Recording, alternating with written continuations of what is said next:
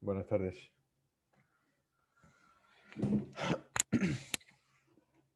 El día de hoy, lunes 9 de noviembre del 2020, exactamente a las 3:20 de la tarde, vamos a dar inicio a esta clase referente al módulo constitucional de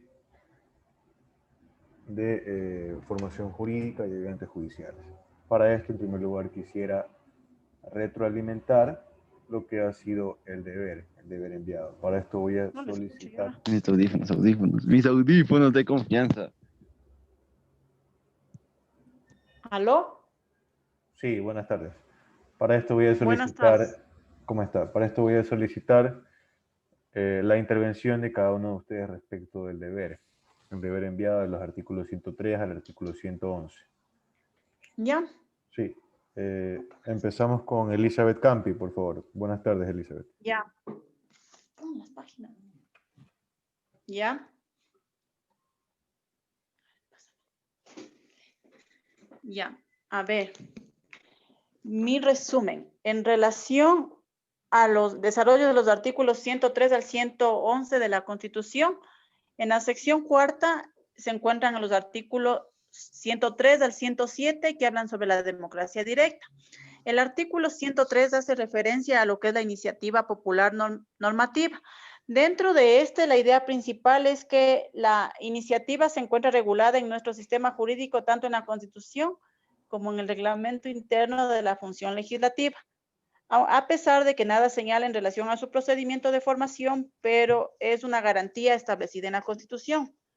El artículo 104 habla sobre lo que es el organismo electoral, que en este caso en el Ecuador es el Consejo Nacional Electoral, donde la máxima autoridad es la presidenta del Consejo Nacional Electoral, quien es la encargada de convocar a reuniones, elecciones y todas las actividades que tengan que ver con elección popular. El artículo 105, que habla sobre la revocatoria del mandato a autoridades de elección popular, donde se puede solicitar una revocatoria del mandato una vez que se haya cumplido se hayan cumplido todas las reglas y normativas dentro de lo que se encuentra establecido en la Constitución. El artículo 106, que habla sobre la convocatoria a referéndum, consulta popular o revocatoria del mandato, donde se establece que el Consejo Nacional Electoral es el organismo competente para convocar, organizar, dirigir, vigilar, garantizar de manera transparente los procesos de iniciativa popular, la consulta popular, referéndum o revocatoria de mandato, así como también de controlar y fiscalizar la publicidad, propaganda, gasto electoral y realizar el examen de las cuentas en lo relativo al monto, origen y destino de los recursos. El artículo 107 habla sobre los gastos para procesos electorales, indicando que el gasto electoral estará sujeto a control y será utilizado en cada proceso eleccionario y o consulta popular, revocatoria de mandato o promoción electoral, y donde las organizaciones políticas, alianzas y candidatos independientes, tanto en el ámbito nacional como provincial, obligatoriamente deben registrar en el organismo electoral competente el nombre de la persona responsable del manejo. El artículo, en la sección quinta, que habla sobre las organizaciones políticas, se encuentran los artículos 108 al 111. En el artículo 108 habla sobre los partidos y movimientos políticos, estableciendo el concepto, organización, estructura y funcionamiento.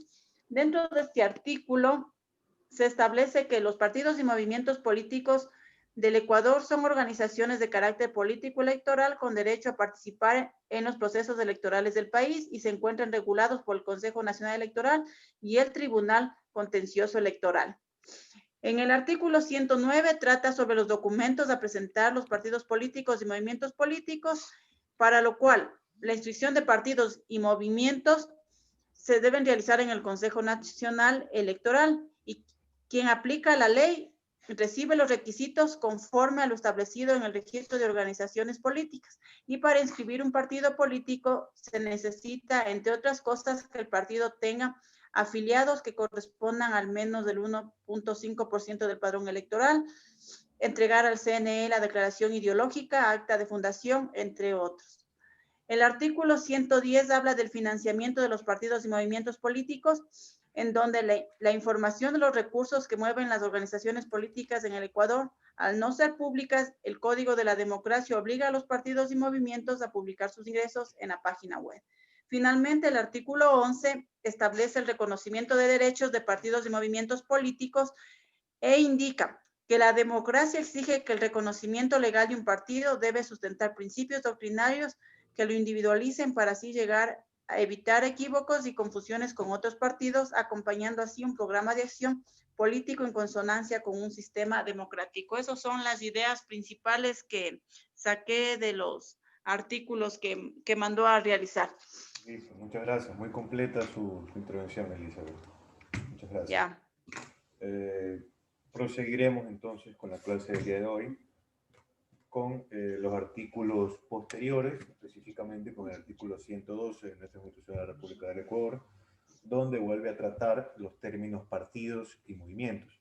¿A qué nos referimos con partidos? El partido es una institución permanente que refleja el pluralismo político, promueven y encausan la participación de los ciudadanos y contribuyen a la formación y manifestación de la voluntad popular, lógicamente con el único objetivo de participar o postularse para cargos de elección popular, para que sus integrantes puedan asimismo influir en las decisiones políticas y democráticas de la nación. En contraste, un movimiento político no se organiza para que los miembros sean candidatos de elección popular únicamente o como única finalidad, sino que anima a convencer a los ciudadanos y al gobierno para que emprendan acciones en torno a los asuntos y preocupaciones que son el foco del movimiento. Entonces entendemos que hay movimientos provinciales que fungen, por ejemplo, a manera de cantera, como pueden ser el movimiento Madera de Guerrero, ¿no? Este movimiento funge únicamente a manera de cantera para formar a candidatos, a futuros candidatos del Partido Social Cristiano, ¿no? Esa es la clásica diferenciación entre movimientos y partidos dentro del Ecuador. Asimismo, tenemos otros movimientos que son creados para impulsar trabajos, para impulsar educación o distintos derechos establecidos en el régimen del buen vivir. Un dato importante es que en el Ecuador, hasta abril del 2020, existían 8 partidos políticos, 76 movimientos nacionales, 72 movimientos provinciales, 167 movimientos cantonales y 20 movimientos parroquiales, dando un total de 283 instituciones políticas aprobadas por el Consejo Nacional Electoral, según los datos establecidos en su página oficial cne.gov.es. Dentro de la misma página se establecen los requisitos para inscribir un movimiento político, que son, entre otros, los siguientes, ¿no? La solicitud de inscripción, donde tenemos lo que es la petición de inscripción dirigida a las autoridades del CNE o a sus delegaciones provinciales, que harán las veces del CNE en cada provincia, ¿no? Tenemos el acta de fundación, que debe incluir la voluntad de los fundadores de constituir la organización política. Tenemos también la declaración de principios, que debe contener lo que son los lineamientos filosóficos, los lineamientos políticos e ideológicos que seguirá la organización y sus miembros en general. Tenemos el programa de gobierno, el cual debe establecer acciones básicas con los cuales se propone realizar un acuerdo en el ámbito de la organización, ¿no? Tenemos los distintivos, que son aquellos símbolos, aquellas siglas, emblemas, colores y cualquier tipo de representativo por parte de la organización, ¿no? Tenemos también la nómina de los órganos directivos y sus integrantes, recordando que cada partido o movimiento se va a distribuir de la misma manera en comisiones y una persona dentro del partido o movimiento va a estar a cargo, por supuesto, de dichas comisiones, ¿no? Tenemos dentro de estas, se deberá especificar la dignidad, nombres y apellidos completos, número de cédula de ciudadanía y firma de aceptación del cargo a desempeñar dentro del movimiento y dentro de la subcomisión. Tenemos las actas de constitución de directivas provinciales, nómina de promotores y copias certificadas del estatuto o régimen orgánico. El régimen orgánico se va lógicamente a constar de nombre, domicilio, emblemas, todos los datos referentes o generales de ley respecto a este movimiento o partido político. también las garantías para hacerlas efectivas, lo que son los derechos de los afiliados o adherentes, las competencias y obligaciones de los órganos directivos que lo conforman, las funciones y atribuciones de los órganos directivos, de los órganos económicos referentes a tesorería, Consejo de Disciplina y Ética, en el caso de que una de las partes, que uno de los integrantes dentro de este partido o movimiento político cometa faltas para mantener el orden, la Defensoría de los Afiliados o Adherentes, el Centro de Formación Política y el órgano electoral, entre otros, ¿no? Los movimientos políticos requerirán el respaldo, tal cual lo comentaba la compañera Campi, requerirán el respaldo de un número no inferior al 1.5 del 1.5% de las personas inscritas en el padrón electoral, ya sea de una circunscripción nacional, provincial o cantonal, dependiendo del cargo de elección popular.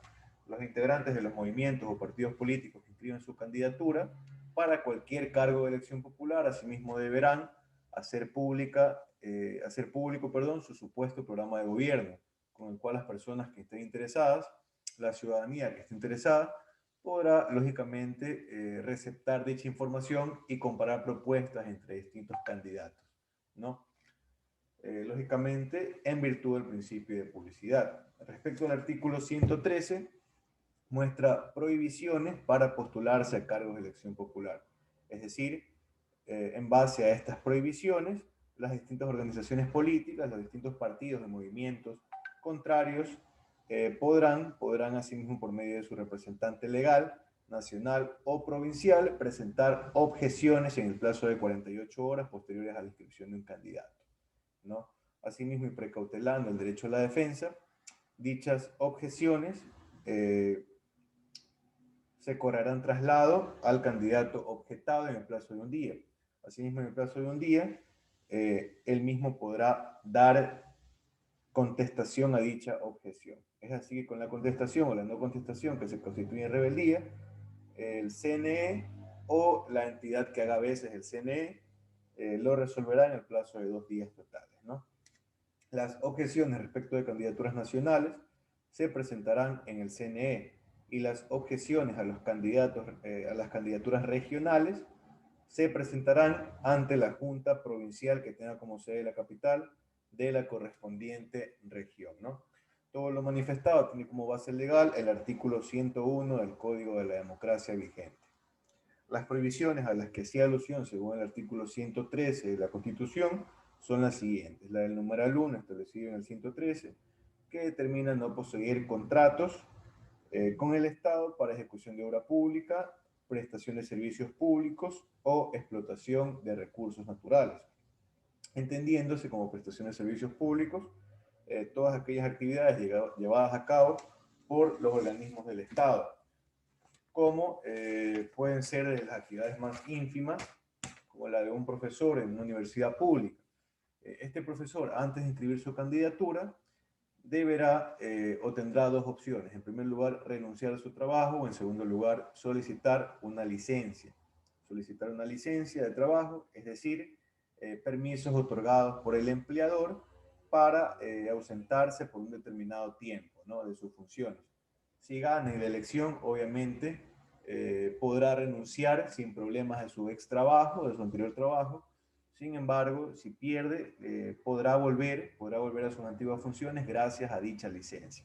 En el numeral 2 de este artículo 113, entendemos que no podrán postularse a cargos de elección popular aquellos quienes posean sentencias ejecutoriadas por delitos contra la eficiencia de la administración pública, como son el peculado, establecido en el artículo 278 del Código Orgánico Integral Penal, como es el enriquecimiento ilícito, establecido en el artículo 279, como es el cohecho, establecido en el artículo 280, y la concusión, establecida en el artículo 281 del Código.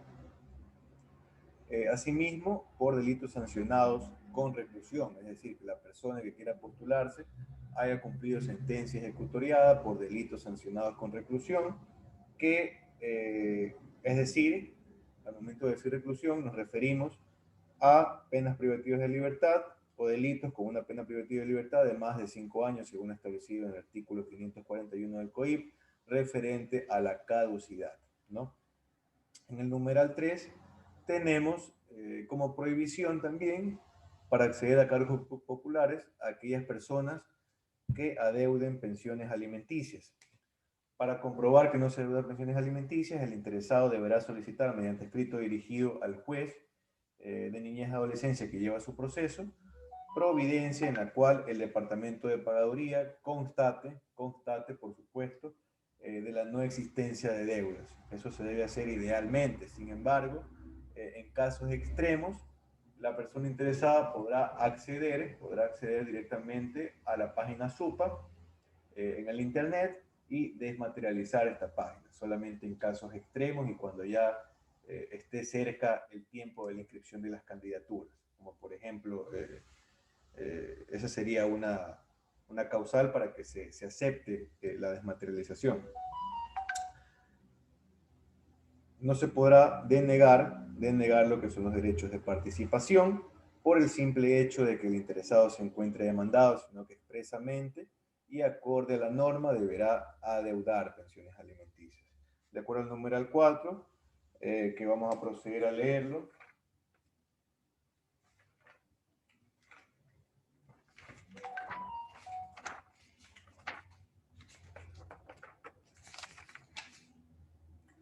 Las juezas y jueces de la función judicial del Tribunal Contencioso Electoral y los miembros de la Corte Constitucional y del Consejo Nacional Electoral, salvo que hayan renunciado a sus funciones 6 meses antes de la fecha señalada para la elección, ¿no? Lógicamente, respecto a este numeral, se buscará precautelar la independencia y la imparcialidad para las cercanas elecciones, tomando en cuenta que si una persona se encuentra dentro del Tribunal Contencioso Electoral o dentro del Consejo Nacional Electoral, podría utilizar el aparato estatal para beneficio suyo, ¿no? Tenemos también el numeral 5, referente a los miembros del servicio exterior que cumplan funciones fuera del país. Según el artículo 3 de la Ley Orgánica de Servicio Exterior, el Servicio Exterior de la República se encuentra conformado por el Ministerio de Relaciones Exteriores, por misiones diplomáticas y por oficinas consulares. Se establece entonces la prohibición para asegurar la independencia e imparcialidad, ya que dentro de los cargos podrían negociar y utilizar el aparato estatal a su favor para poder conseguir votos. Y si esto pasara, lógicamente existiría una pronunciada desigualdad con los demás candidatos para la designación de representantes de ecuatorianos en el exterior. Respecto al numeral 6, acerca de los servidores y servidoras públicas de libre nombramiento y remoción y de periodo fijo, entendemos que el libre nombramiento y remoción, según el artículo 81 de la Ley Orgánica de Servicio Público, tendrá únicamente carácter excepcional y se traduce en que la persona que ha de ocupar un empleo público puede ser nombrada y asimismo desvinculada por quien tenga la facultad de hacerlo, ¿no? Por quien tenga la facultad de hacerlo en base a la facultad discrecional, es decir, no existe ningún tipo de garantía que le ayude, en este caso, a mantener su trabajo. Asimismo, la norma constitucional no expresa un tiempo o no pacta un tiempo para la renuncia anterior, ya que al tener una inestabilidad laboral, gracias a dicho nombramiento provisional, se entenderá que la influencia sobre sus compañeros de trabajo será mínima. Al no tener poder, no podría influenciar en las decisiones de sus compañeros de una manera representativa, ¿no? Respecto al numeral 7, tenemos el gobierno de facto.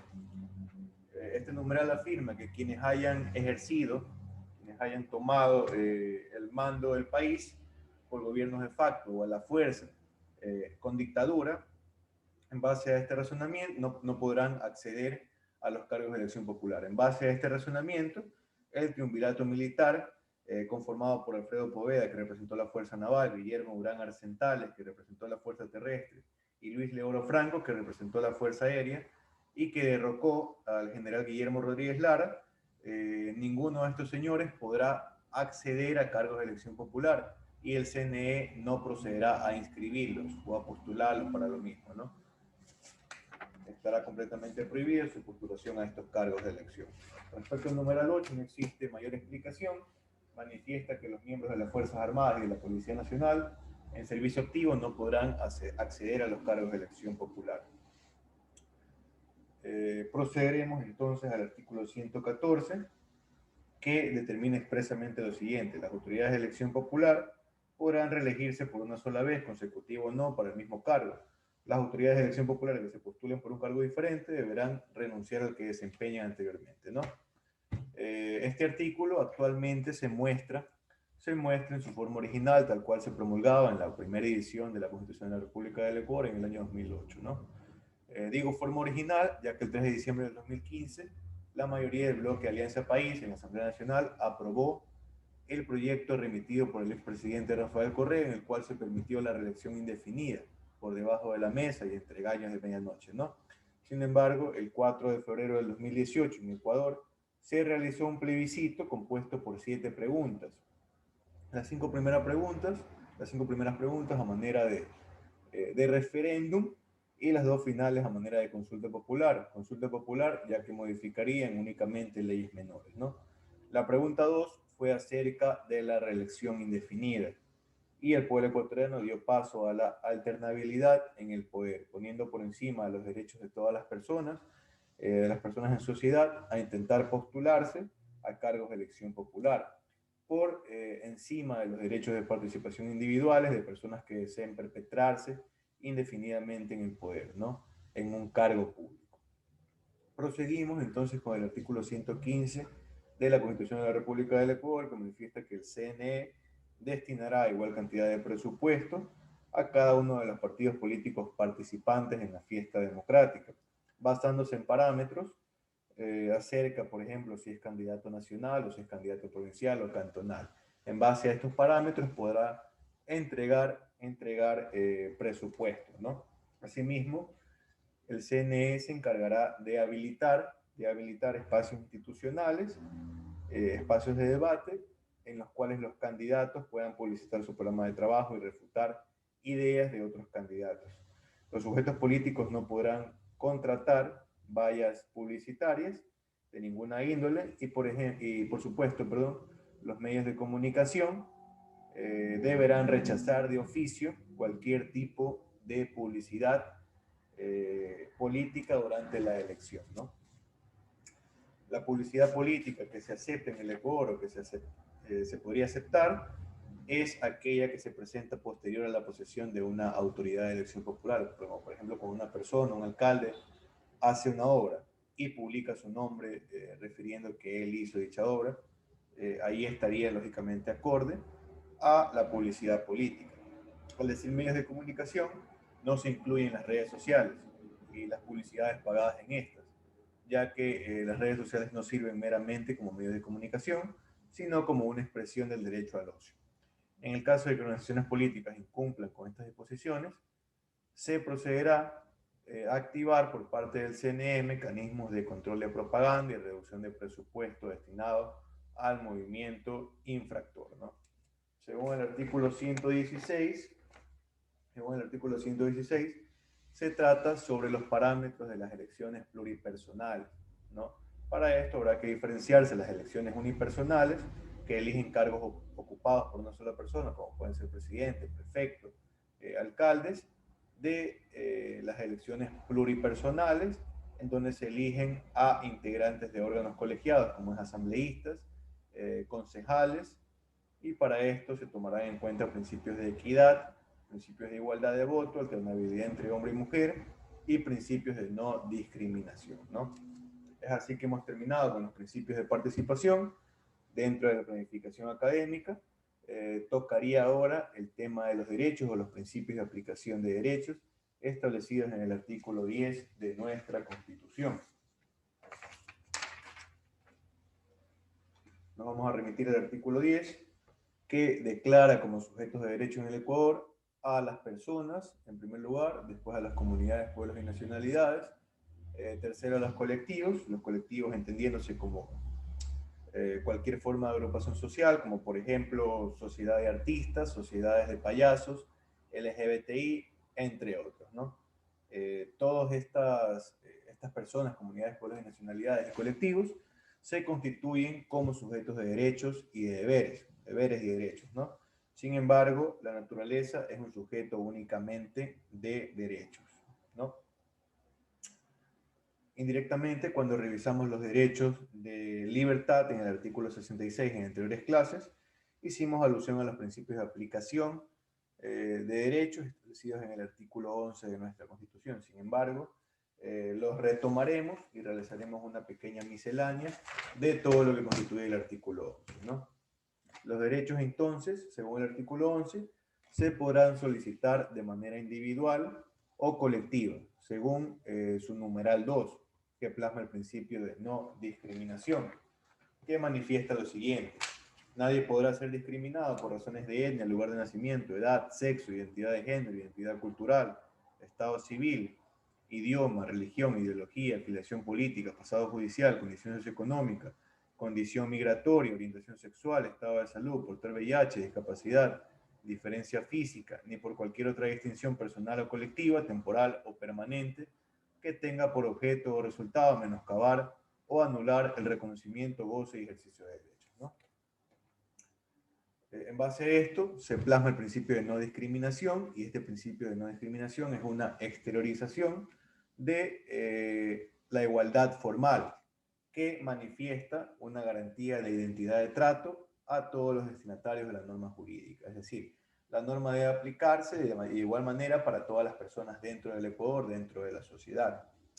Pero la igualdad formal se constituye como un tanto utópica. Por tal motivo, en el último apartado de este artículo 11, numeral 2, se presenta la igualdad real, o también llamada igualdad material, que consiste en el análisis de la real posición social del individuo a quien va a ser aplicada la ley, con el objetivo de evitar injusticias.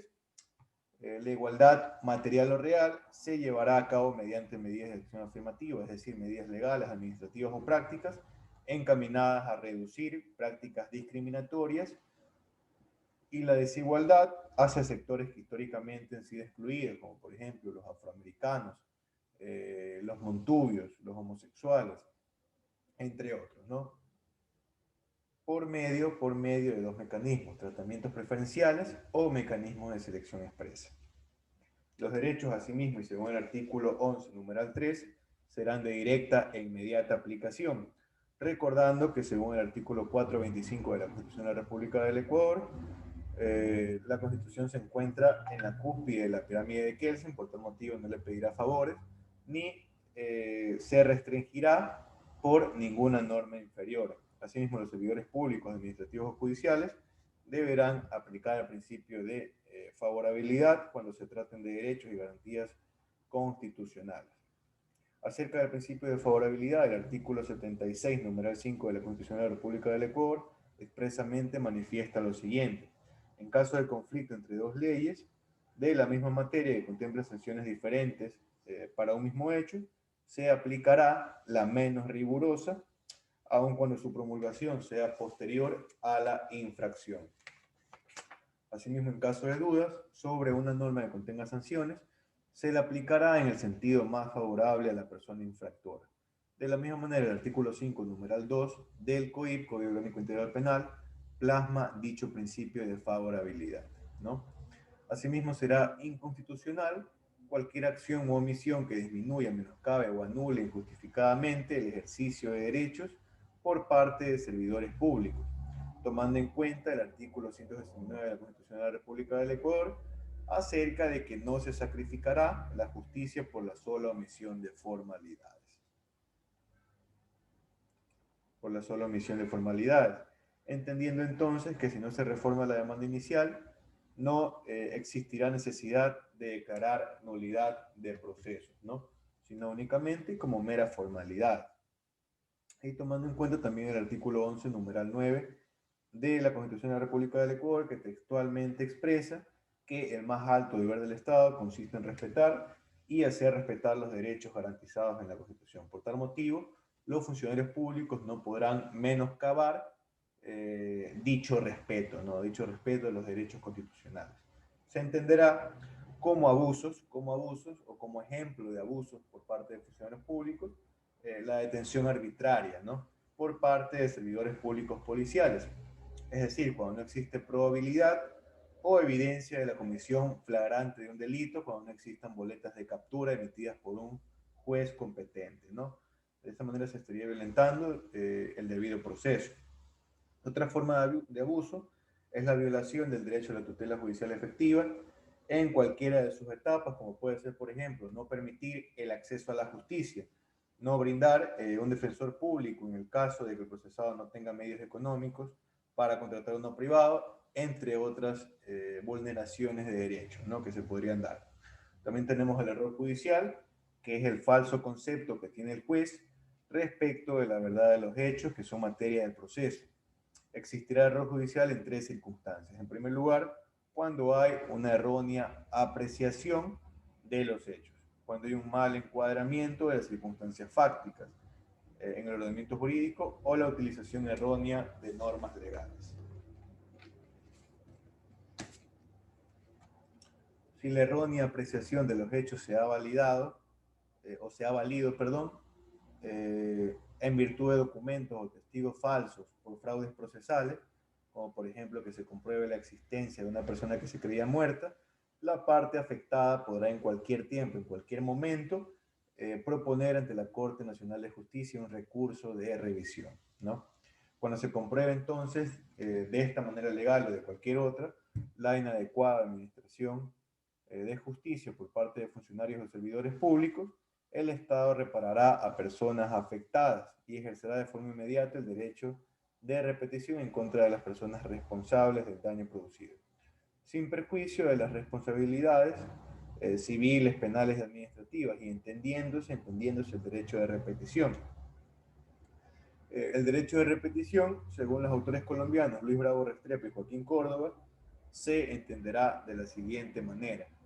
Si bien el Estado está en la obligación de reparar a la víctima por el daño inferido, no lo estará de soportar definitivamente sobre su patrimonio las consecuencias de ese pago, en cuanto este proceda de un hecho que tiene un carácter o un autor personalmente responsable.